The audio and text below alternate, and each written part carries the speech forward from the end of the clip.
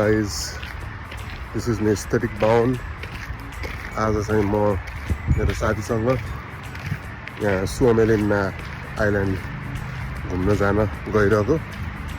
आजको वेदर पनि एकदम राम्रो छ है, घाम लागिरहेछ मस्त। म यहाँ बस स्टप लिएर जाँदैछु, त्यहाँबाट सेन्टरसम्म बसमा गइन्छ अनि त्यहाँ पुगेपछि फेरि एउटा ट्राममा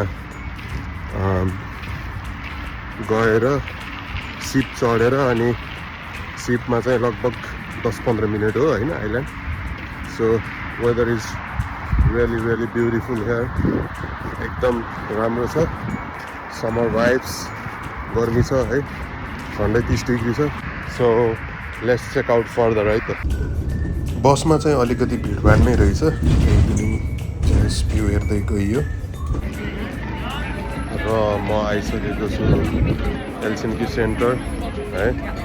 समरले गर्दा यहाँको वेदर एकदम आज राम्रो भएर मान्छे सबै बाहिर निस्केको छन्।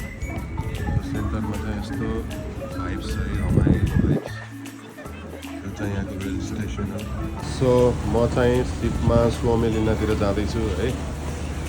अब हो त्यहाँ पारिको आइल्यान्ड हो, यस्तो चराहरू उडिरहेछ, रमाइलो छ।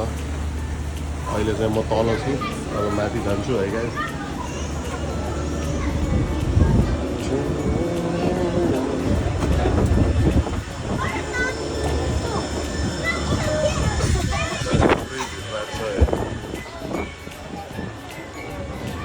सिपबाट भ्यू चाहिँ दामी छ है गाइस। यस्तो चराहरू पनि पछि आइरहेछ सिपको। सो एकदम बबाल भ्यू।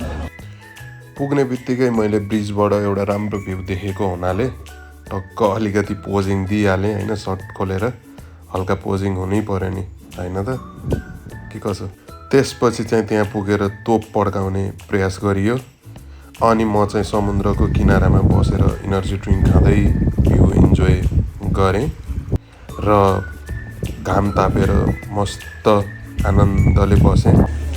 पर्किने बेलामा फेरि समुद्रको दृश्य हेर्दै रमाउँदै भाइब र भ्यू इन्जोय गर्दै म फर्किएँ सेन्टरतर्फ। सेन्टरमा आइसकेपछि त्यहाँको नजारा इन्जोय गरेर एकछिन त्यतै घुमेँ। यस्तो स्ट्याचु थियो राम्रो अनि वरपर पनि एकदम रमाइलो थियो र फर्किँदा बाटोमा गीत गाइरहेको रहेछ। एकछिन त्यो गीत सुने, इन्जोय गरेँ र फर्किएँ। That's it.